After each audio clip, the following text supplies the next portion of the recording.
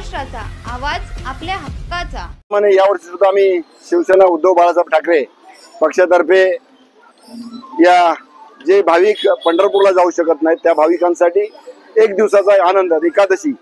बरेचसे लोक पंढरपूरला जातात पण आम्ही बरेचसे लोक पंढरपूरला जाऊ शकत नाहीत आणि त्यांना विठुरायाचं दर्शन देण्यासाठी पायी वारी आम्ही आयोजित करतो। त्याचप्रमाणे यावर्षी सुद्धा आयोजित केलेले आणि विठ्ठलाच्या चरणी या महाराष्ट्रातील लोकांसाठी सुख समृद्धी नांदो, त्यांना सुख मिळावं सौख्य मिळावं यासाठी प्रार्थना करत असतो।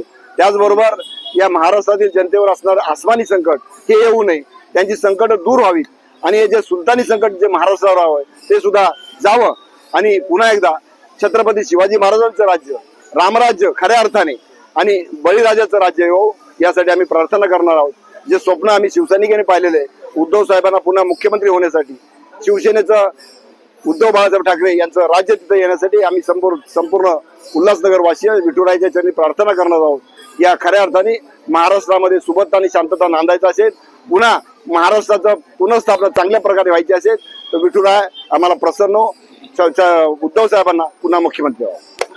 तुमच्या परिसरातील काही घडामोडी किंवा समस्या असतील तर आमच्या वृत्तवाहिनीला संपर्क करा आणि तसेच सतत अपडेट राहण्यासाठी आमच्या वृत्तवाहिनीला सबस्क्राईब करा आणि बेल आयकॉन दाबायला विसरू नका।